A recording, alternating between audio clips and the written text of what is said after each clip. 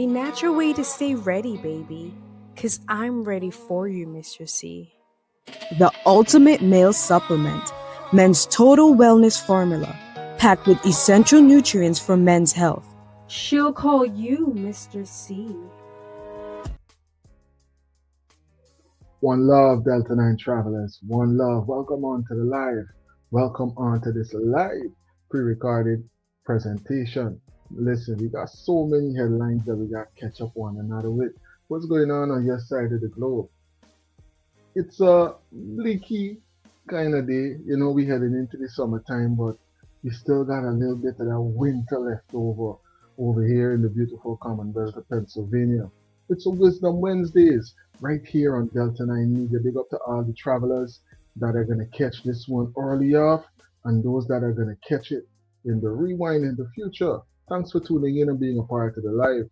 Thanks for making sure that you are subscribed to Delta 9 Media. It's Wisdom Wednesdays, and we're going to start off with some wisdom coming in from who? One of my favorite actors, Mr. Murphy. 75 years. That's how much time you get if you're lucky. 75 years. 75 winters, 75 springtimes, 75 summers, and 75 autumns. When you look at it like that, it's not a lot of time, is it? Don't waste them. Get your head out of the rat race and forget about the superficial things that preoccupy your existence and get back to what's important now. Right now, this very second. And I'm not saying drop everything and let the world come to a grinding halt. I'm saying that you can become a seeker. You can be loving more. You can be taking some chances. You can be living more. You can be spending more time with your family. You can be getting in touch with the part of you that lives instead of fears, the part of you that loves instead of hates. Telling you Wisdom Wednesdays. Wisdom coming in from one of the greatest actors, one of the greatest creative minds of our time, Mr. Eddie Murphy. 75 years. That's how much time you get if you're lucky. 75 years. 75 winters, 75 springtimes, 75 summers, and 75 autumns. When you look at it like that, it's not a lot of time, is it? Don't waste them. Get your head out of the rat race and forget about the superficial things that preoccupy your existence and get back to what's important now. Right now, this very second. And I'm not saying drop everything and let the world come to a grinding halt. I'm saying that you can become a seeker. You can be loving more. You can be taking some chances. You can be living more. You can be spending more time with your family. You can be getting in touch with the part of you that lives instead of fears, the part of you that loves instead of hates. Wisdom Wednesdays, right here on Delta 9 Media. So we can start off at that altitude right there, getting into some wisdom so we could get into more headlines, connecting headlines, things that definitely are trending and very important that we pay attention to. We're going to start off with another teacher, right? Another person who is very impactful in their presentation and has shared a lot over the many years that they would have been teaching. We're going to get some insights coming in from none other than the professor himself, Mr. Phil Valentine. And if you don't know who Phil Valentine is, research it, pull it up online, and get some more wisdom coming in from the great teacher if you don't know his work or you're not familiar with his work already. All right, let's hear some insights about what's going on with the aisle and a lot of different proceedings. You know, it's very important to us anytime you hear the conversation about global politics and anything related to the pumping and certain pipelines and the price of oil and all of these things that are definitely going to affect what's going on the ground in Guyana. So let's get some of these details coming in from Mr. Phil Valentine. Actually, Wall Street and all the rest of the Khazarian mob consolidating the oil, especially from Venezuela and all parts west. Mm-hmm. There's also a huge cache of oil and minerals that run the new computer, the new AI. There's no more artificial intelligence. The government gives us artificial intelligence to play with. Yep. But the newest technology is synthetic intelligence. Mm-hmm. And synthetic intelligence is... So it's not just the conversation about what's advancing as it relates to the development of one of our most financially lucrative resources, what we also got to contemplate was advancing beyond AI. You see what I was saying? And when I be highlighting the fact that they be holding back and stymieing the development of what's going on in Guyana. Imagine we're just now really getting into what most countries would have get into years and years ago with the digital age. Now you gotta jump straight to AI. And then you hear the Professor Phil Valentine highlighting the fact that listen, this thing has gone beyond AI. It is going even to synthetic technology now, technology that is going to be connecting directly to the mainframe. Who's the mainframe? You're the mainframe. It's Wisdom Wednesdays. I'm taking the flight at a whole different altitude. Big up to all the frequent travelers, all the new travelers. Are you subscribed to Delta 9 Media? It don't cost you nothing. And that's the free way how you support independent media that present at this caliber, bringing certain very important and very trending headlines straight to you on an international digital connection. And we cruising right here on a Wisdom Wednesdays. I'm telling you, we're hearing this conversation about Venezuela becoming the fifth forest state. And there's a lot of various views, a lot of different perspectives that persons are giving on these things. Now, there's one way to look at it, and then there's a different way to look at it. The way how I'm looking at it is if persons are saying, all right, this is a part of the US right now, then what does that mean about Essequibo? What does that mean for the rest of Guyana? There's a whole lot of implications. Drop it into the comment section. Let's have some meaningful conversation about these details as we jump into some of the headlines coming in from the international news syndicate. The other news that we are following here at this hour, and this is an interesting one coming in. This is from our buddy Bill Malugin over at Fox News. He says new. President Trump tells Fox News colleague John Roberts in a phone call just now that he is, quote, seriously considering making Venezuela the 51st U.S. state, adding that there is a $40 trillion in oil there and, quote, Venezuela loves Trump. Now, this post here coming just months after Venezuela's alleged leader, Nicolas Maduro, was captured by the U.S. He is now here in the U.S. where he faces charges. President Trump and his administration have been very involved with the Venezuelan leadership ever since. There's been a lot of back and forth, but now this statement coming in from Bill Malugin over at Fox News saying President Trump told his colleague John Roberts at Fox News in a phone call just now that he is, quote, seriously considering making Venezuela the 51st U.S. state, adding there is $40 trillion in oil there and, quote, Venezuela loves Trump. Okay.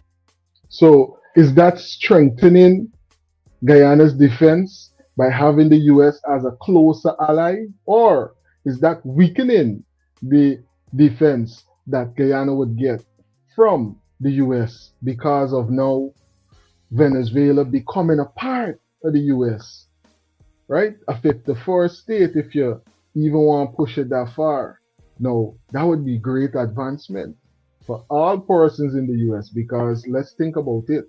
You have the manufacturing capabilities. Now you have the largest reserve, and then the US has a large reserve as well.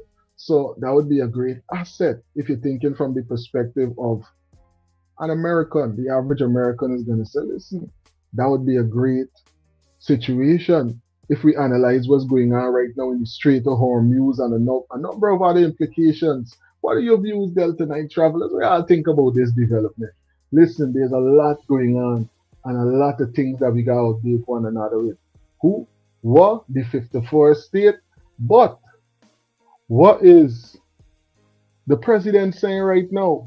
Because, you know, she's been very vocal recently and she's had a lot of presentation, the brooch with the approach, showcasing that they're ready to encroach on we and take over more than, listen, so much of Guyana that Guyana wouldn't be Guyana the way we know it no more, you understand? Maybe hear some of what the president of Venezuela is definitely highlighting, even as they got the case going on right now. Let's hear some of these developing headlines. It falls to me to travel in the coming hours to defend our homeland. And whenever I have had to do so, you cannot imagine the pride it gives me. The deep pride of defending Venezuela's inalienable rights, defending them tirelessly, because it is a way of honoring our history. It will be Rodriguez's first major international trip since taking over as acting president, following the abduction of Nicolas Maduro by the U.S. forces early this year. Rodriguez's visit comes amid a delicate reset in U.S.-Venezuela relations. Sanctions against her were recently lifted, reportedly as part of a broader oil agreement allowing greater foreign access to Venezuela's energy sector. The Essequibo region is a resource-rich territory currently administered by Guyana. The region makes up nearly two-thirds of Guyana's land area and has become strategically crucial after major offshore oil discoveries by U.S. energy giant ExxonMobil. Those discoveries gave Guyana one of the world's largest per capita oil reserves. Venezuela and Guyana's dispute over Essequibo dates back to the 1800s. In 1899, an international arbitration panel awarded the territory to British Guyana, which is modern-day Guyana. All right, this is just some of the history, and we got to make sure, and I can make sure that as many opportunities as I get, and Wisdom Wednesdays is one of them opportunity, and don't ever think that we get no bipartisan perspective when it comes down to what's going on with this, We are 100% on the side of Guyana. We ain't got no other perspective with this. So don't ever get it twisted. We're saying, listen, Guyana is the way that it is depicted on the map. And it's been depicted the way on the map ever since independence. And that is the way that it should remain. That's the way that right-thinking people are analyzing this whole situation.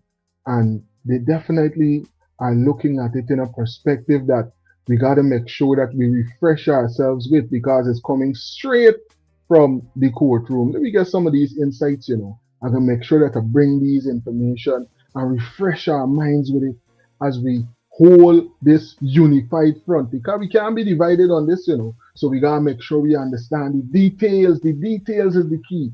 We got to make sure that we staying up to date with these details. And I can make sure I bring it piece by piece, video by video, whole year. Every time I come live, I gotta make sure I refresh myself with a piece, because you can't slip not an inch, because as you get them an inch, you're ready for tech half your country. I'm telling you, we go into some of these details directly from the courtroom in the ICJ or the CCJ. Stand corrected. The president announced that Venezuela would hold elections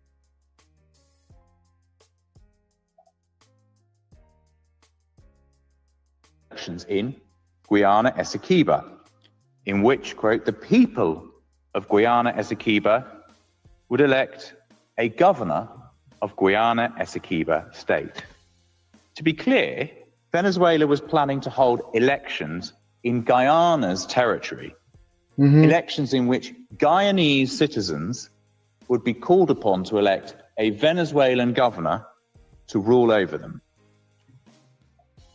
Venezuela's announcements and its declarations of intent were yet further violations of the court's first provisional measures order. In the face of Venezuela's defiance of that order and its escalating threats to Guyana's sovereignty and territorial integrity, Guyana made a second request for provisional measures in March 2025. On the 1st of May 2025, the court granted that request and made a second provisional measures order. The court explained, as you see on the screen, that by adopting legislative measures and decrees concerning the territory in dispute, and by announcing the holding of elections therein, the respondent has confirmed its intention of acquiring and exercising control and administration over the territory in dispute. The acts taken by Venezuela since 1 December 2023 further confirmed that the respondent intends to incorporate the territory in dispute into its own territory. The court described Venezuela's actions as grave developments. Accordingly, the court unanimously reaffirmed the provisional measures indicated in its order of 1 December 2023, which should be immediately and effectively implemented. The court also went on to indicate a further specific provisional measure, namely that pending a final decision in the case, Venezuela shall refrain from conducting elections or preparing to conduct elections in the territory in dispute, which Guyana currently administers and over which it exercises control. Venezuela, once again, flagrantly defied the court's order. The day after that order was issued, Venezuela put out a communique which categorically rejected the order. Venezuela pronounced that, quote, true to its historical position, it does not and will never recognize the jurisdiction of the International Court of Justice or abide by any decision emanating from it to settle the territorial dispute around Guyana Essequibo in a process that has been rigged from the beginning. So you hear the details coming in from the ICJ, right? These are the details that we got to pay attention to. We can't play around with this. We can't act like this is a situation that is just here for now and in a while it will take care of itself, because you hear persons are saying, listen, we can bring y'all in as a fifth or fourth state. What does that mean? What does that mean? Does Essequibo then now become a debate between the US and Guyana? Because we all know how that's going to end, right? Because if the person that you was depending on for back you is now saying, listen, I'm in front on this situation. I'm coming from another perspective on this situation. It could have a whole lot of implications, right? And these are the things that we got to analyze if you're thinking of it from a right thinking perspective, if you're thinking of it from an open-minded perspective, what is really taking place in front of our faces. Remember, just today, the president went over to meet in China with the leaders over there as well. So those are other implications that we got to think about. Those are other things that we got to analyze as well. Right here on Delta 9 Media, we're going to make sure that we update you with those headlines and other headlines coming in on this very, very important and very trending situation, as we get some of these insights as well coming from who? The leader of the APNU, Honorable Mr. Norton, was highlighting these details about everything connected to Venezuela and the back and forth that they have with us over and over again. We gotta make sure that we get all the aspects coming in. Remember, over here on Delta 9 Media, we are on the side of who? Can't ask no question. You're seeing the flag. It's right there and you're hearing the accent. We ain't playing around with it, and we ain't definitely taking no particular political party side on this or nothing at all. We're about what? 100% the progress of Guyana. I want to caution that if one follows the history of Venezuela, that is not likely possible. In fact, if one looks at what is happening, one sees that Venezuela is preparing the pitch to say we ain't accepting it. We now have to look at options. We have to be careful not to create the false mood that once the ruling comes, Venezuela aggression will end. I just think it will take different forms. We cannot concede an inch to Venezuela. I can repeat that we must see Venezuela as an adversary that wants our territory. We must remember that Venezuela always comes up with some scheme, unquote. Now that Venezuela has said it will not accept the outcome, It is unfortunate that the government did not heed the warning and prepare for this eventuality. The reality is that economic diplomacy has been the critical tool available to us to stymie Venezuelan efforts. Again, in our last statement, we said, and I quote, "We use our vast resources. Canada came to invest, China came to invest, Russia came to invest. These countries were given opportunities to participate in Guyana's growing economy. So why has the PPP not deliberately created similar opportunities for CARICOM states to build deeper economic partnership and regional loyalty? Why can we not provide incentives to CARICOM states, create a structured regional investment cooperation platform, create a visible regional food security program, identify agricultural lands in Guyana, and invite CARICOM governments into joint food production arrangement with guaranteed food security for their populations, provide concessionary energy undertakings, and provide incentives for CARICOM investment in Guyana." We are reminded why the letter is a sign that the PPP is visionless, incompetent, and a national security risk. It is critical that we respond to Venezuela's claim that under the PNC administration, there was consideration of a concession. This is untrue. When Venezuela made the proposal, it was rejected out of hand by the then PNC government. Vice President Barrett Jagdeo's recent comments on rising food prices and the cost of living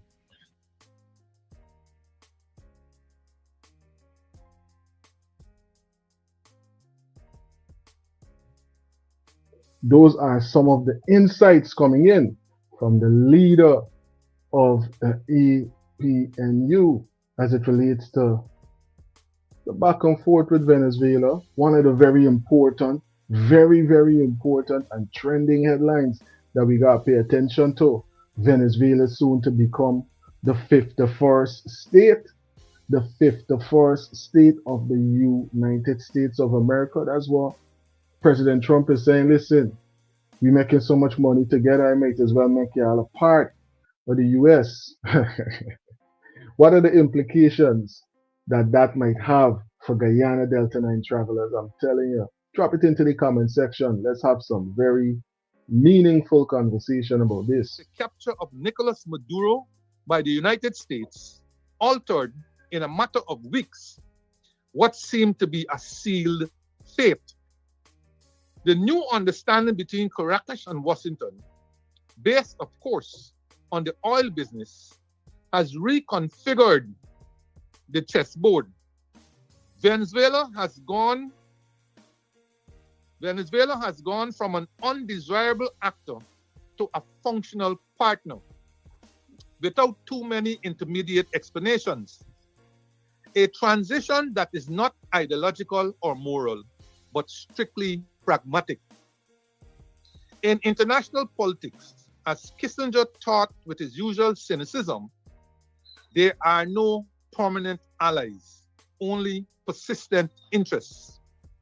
In this scenario, the question ceases to be legal and inevitably becomes political. Is it still convenient for the centers of power to make a decision that dispossesses Venezuela of a substantial portion of its territory with high energy potential? That's the question. That's the same question I asking. That's the way I understand, this thing could go a whole lot. Here I telling you a whole lot of implications, a whole lot of implications. Let's hear some more. The International Court of Justice, of course, does not admit such considerations in its rulings. Their language is different, technical, historical, apparently aseptic. But it will be naive to suppose that it operates in a vacuum. The great international judicial decisions tend to move within margins that, without openly betraying the law, do not directly contradict the realities. do not directly contradict the realities of power. It is there that the new relationship between Caracas and Washington introduces a decisive variable, not necessarily to guarantee a Venezuelan victory. That illusion belongs more to political discourse than to serious analysis, but to alter the terms of the result. A less maximalist sentence, an intermediate formula, a partial recognition. Options that just months ago seemed improbable are now beginning to acquire a certain logic. At this point, it is what... Yeah, because remember now, her sanctions are lifted.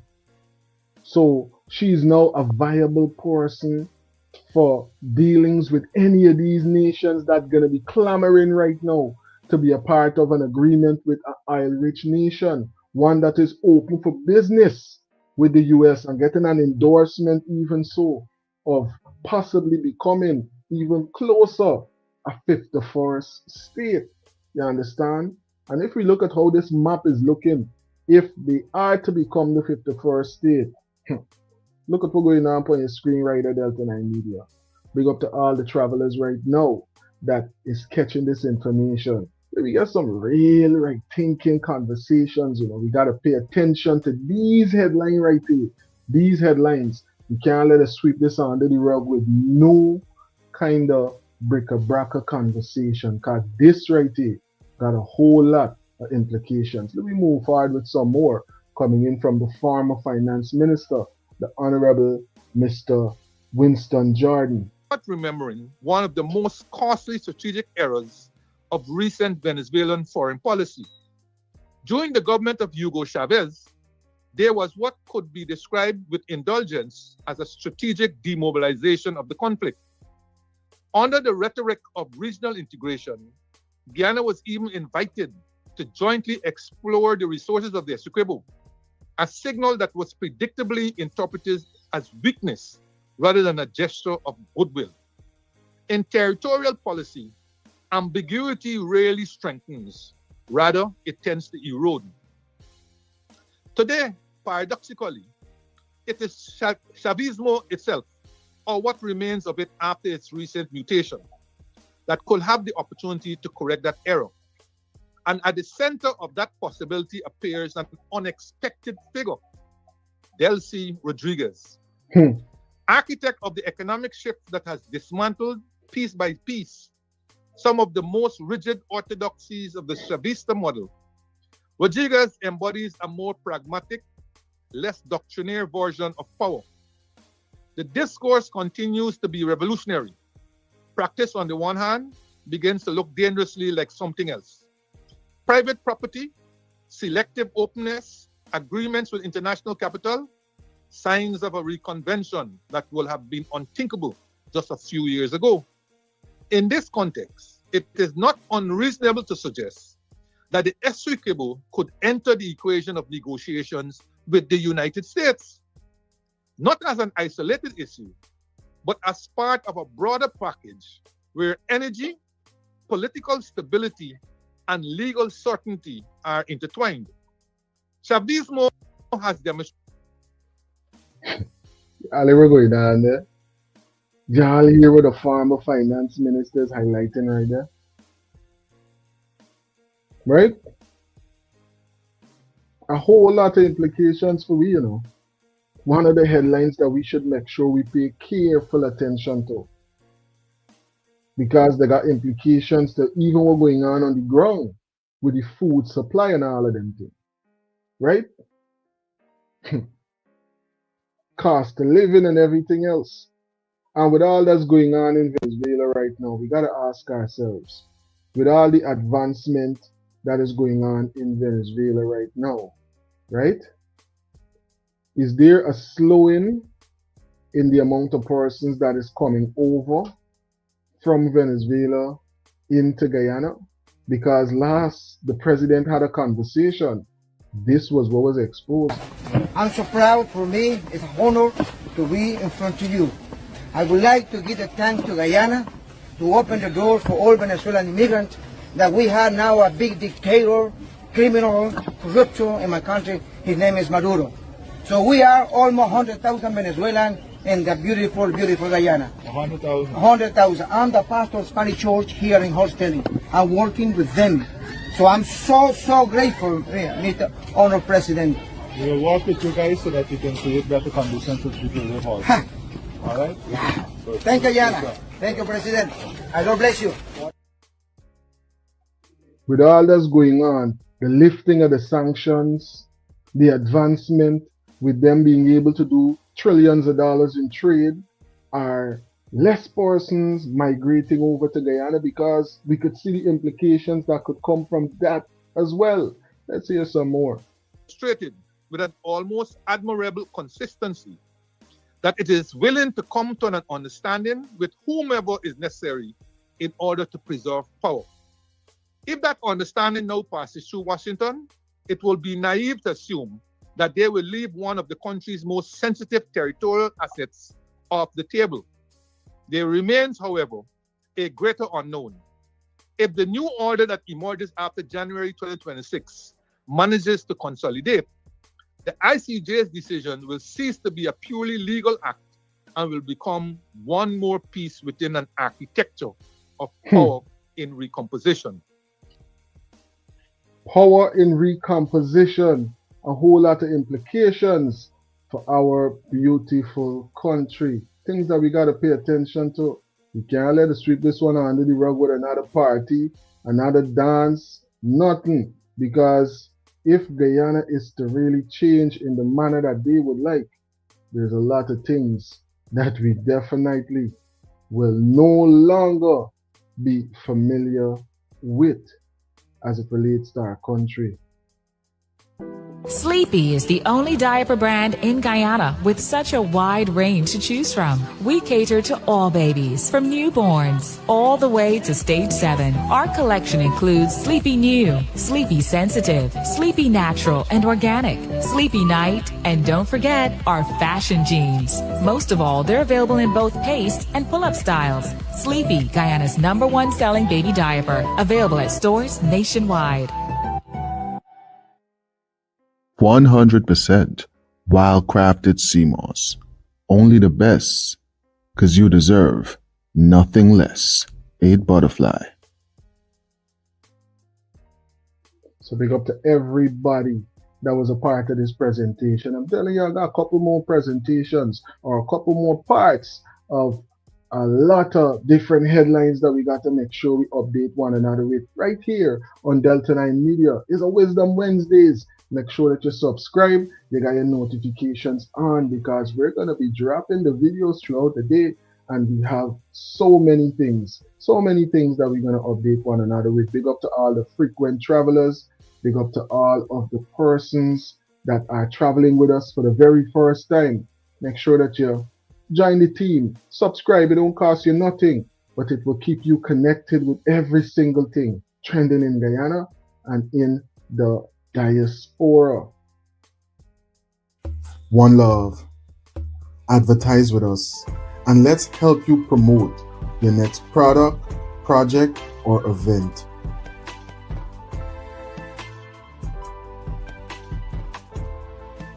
More than 1 million viewers every month in Guyana and all over the globe.